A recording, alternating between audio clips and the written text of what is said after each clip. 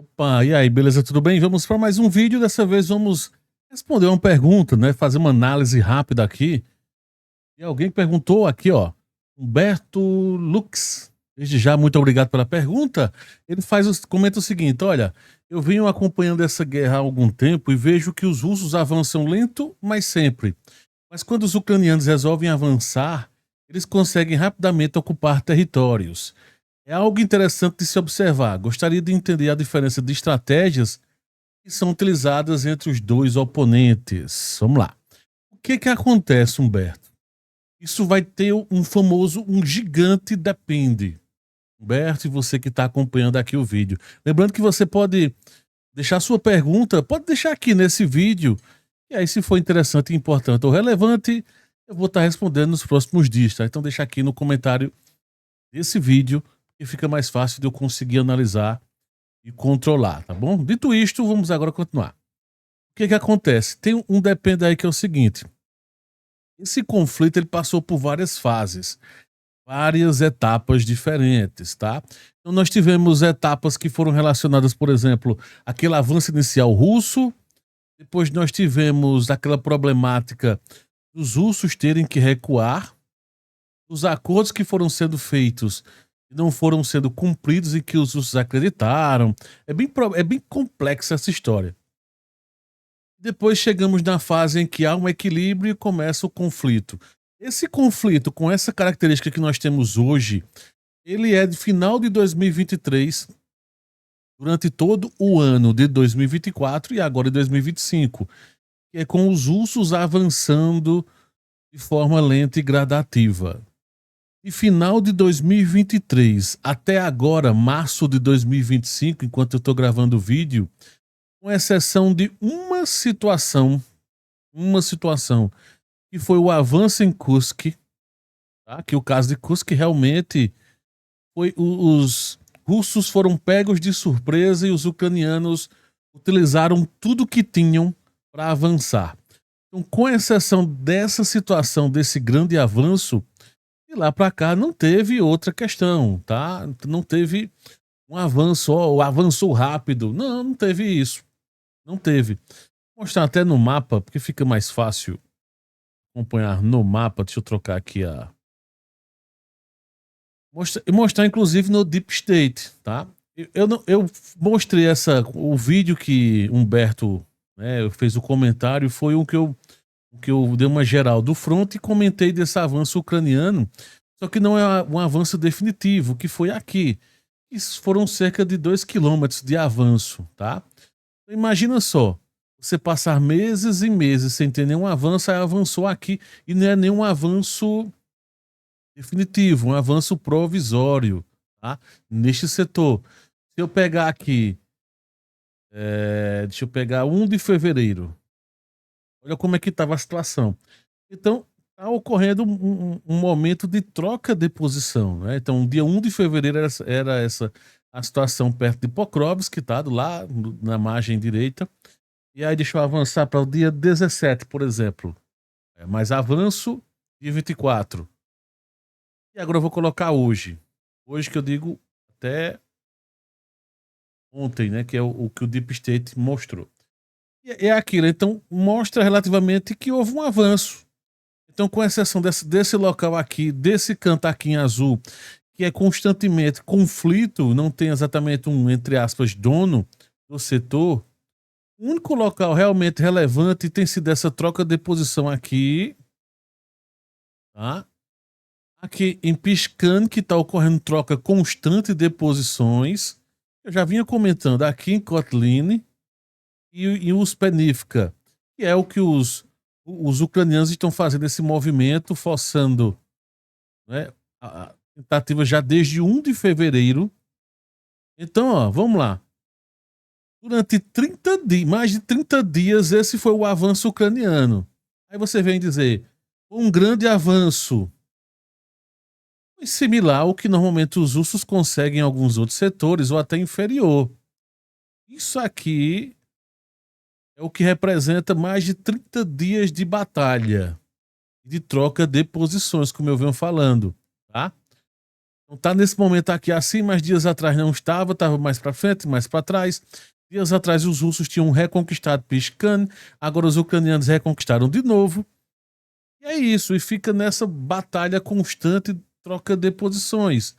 De 2 quilômetros quadrados aqui, desse outro 0,72 quilômetros quadrados, e esse outro pedaço 0,7 arredondando. Então, é basicamente isso. E aí, quando eu comparo com outros setores, sim, tem esse outro pequeno setor aqui, que vai fazer uns 15 dias que estão trocando posições também. Mas é uma área instável, tá? E aí eu pego outros setores, como o caso recente aqui, ó. E deixa eu voltar agora para o dia 1 de fevereiro. Olha como é que estava o setor dia 1 de fevereiro em Kurakov. 30 dias atrás. Percebeu a diferença? Aí você diz, mostrar hoje, tá? De novo. Como está hoje. Aí você diz, os russos estão avançando lento. Depende em que setor. Os ucranianos estão avançando rápido. Depende do que você entende por rápido. Se for o caso lá de Kursk, sim. Lá para cá não teve mais nenhuma mudança. Tem tentativas. Então, por exemplo, vamos lá, deixa eu dar um exemplo de tentativa ucraniana que foi falha. Em Toretsk está ocorrendo tentativa, mas está ocorrendo falhas. Tá? Inclusive o Deep State está até errado, tá? Depois eles até alegaram que estavam errados. Os próprios ucranianos comentam que não é exatamente essa configuração. O avanço ucraniano não é assim nesse setor. Vem daqui, vem das minas, dessa mina, e vem da parte superior daquela mina, desse setor, e não desse aqui, tá? Então, nesse caso, o que é que os ucranianos estão fazendo? Para esse caso específico, lá em Pokrovsk, que eu estava mostrando até agora, era simplesmente força. Ou seja, um número grande de soldados sendo enviados, etc. Já em Toretsk, são pequenos grupos de assalto que conseguem romper, vão em alta velocidade, infringem a retaguarda, alguns morrem e eles voltam. Então, esse tem sido o movimento. De novo, fazem um assalto até uma posição do centro, muitos morrem, outros sobrevivem, eles recuam. Então, tem sido essa instabilidade que os ucranianos têm promovido aqui em Toretsk. Já quando eu pego o caso de Kursk, é um caso semelhante ao de Toretsk que eles quiseram fazer. A diferença é que nas duas tentativas, tentativa número 1 falhou, que foi no uso de... Aqui, deixa ele só carregar. Foi aqui, que foi no uso de blindados, né? E foram consumidos quase todos os blindados antes mesmo de chegarem ao seu destino, né? Foi um massacre que ocorreu, que não podia, né? Segundo na época foi o maior. Ah, pessoal, no meu caso, né? Rousseff, você tá mentindo, não tá acontecendo isso. E foi dizimado deixa eu deixar assim mais ou menos, pronto. Os blindados ucranianos saíram em alta velocidade, tentando aqui avançar nesse sentido. E quando estavam avançando, começaram a ser destruídos aqui, dizimados, e mudaram o foco, mudaram o caminho para esse vilarejo aqui, tá? Neste setor, ocorreu conflitos e depois foi exterminado. Dias atrás, mês passado, houve uma tentativa de novo, não mais com blindado, já que deu errado, né? Eles avançaram rumo a Ulanok. Então saíram desse setor aqui, da própria região de Sudza, rumo a Ulanok, chegaram na floresta, foram dizimados também, tiveram que recuar nas carreiras, tiveram que mudar suas posições, tá? E assim ocorreu. Basicamente é isso. Então, pelo contrário, olha o avanço russo aqui, ó, nesse setor. Rompeu o rio, esse rio aqui que corta, tá? Mas aqui em cima, Sverdlokovo, mais uma vez, está mais avançado, tá? Mas é como eu disse, é só para em termos de... eu só estou mostrando porque para facilitar o uso do calendário mesmo, para poder a gente avançar e recuar. Olha como é que estava um mês atrás, mais de um mês atrás, né? Dia 6, deixa eu colocar dia 6, que seria em torno de um mês atrás. Aí eu vou e mostro hoje. Olha o avanço. Então, é um avanço lento e gradativo, depende do contexto que você está tentando entender. Não teve nenhum avanço ucraniano aqui. Teve uma tentativa que houve uma falha lá atrás, E olha o avanço russo, que, como eu disse, em alguns setores aqui mais ao norte, é até maior esse avanço. Aqui também o conflito é maior. E é essa a situação. Então, tem diferença de avanço? Depende. Então, só para a gente contextualizar, a questão todinha é: em Pokrovsk, a tática utilizada lá em Pokrovsk é volume gigante de soldados, ataques constantes de drones e forçando a barra, empurrando mesmo, empurrando literalmente o máximo que puder e vai avançando de forma lenta. Lá é lento. Em Toretsk, pequenos grupos de assaltos tentando avançar, recua, avança, recua. Similar ao que os russos faziam ao norte de Pogreb, um tempo atrás. Então os ucranianos estão imitando os russos. Na verdade, não é um imitando o outro, são de escolas iguais, né? A escola soviética dos dois. Então, na realidade, não é que um está imitando o outro, só estão seguindo o padrão.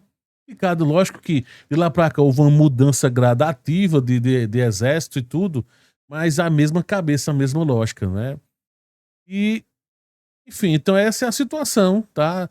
Do lado ucraniano e do lado russo, sempre aquele padrão: avanço, corte, tentativa de flanquear. Se eu mostrar aqui, ó, de novo, ó, tentativa de flanquear, tá aqui, ó, formando cabeças de ponte. Se eu pegar aqui, ó, isso aqui é uma cabeça de ponte. É uma cabeça de ponte russa. Pablo, e aí tá sendo formada uma outra cabeça de ponte aonde? A outra cabeça de ponte, ó, tá em Novenk, aqui, ó. Então não tá estável o suficiente. Mas a outra cabeça de ponte é em Novenk e essa outra cabeça de ponta aqui, tá? E aí esse é o objetivo de fecharem aqui, tá? Em todos os setores, basicamente, é flanqueando, flanqueando, avança. Flanqueia, flanqueia, avança. Isso em todo momento, tentando encontrar brechas, tá? Então é isso. Não sei se eu consegui explicar em detalhes, mas dentro do contexto atual, essa é a situação.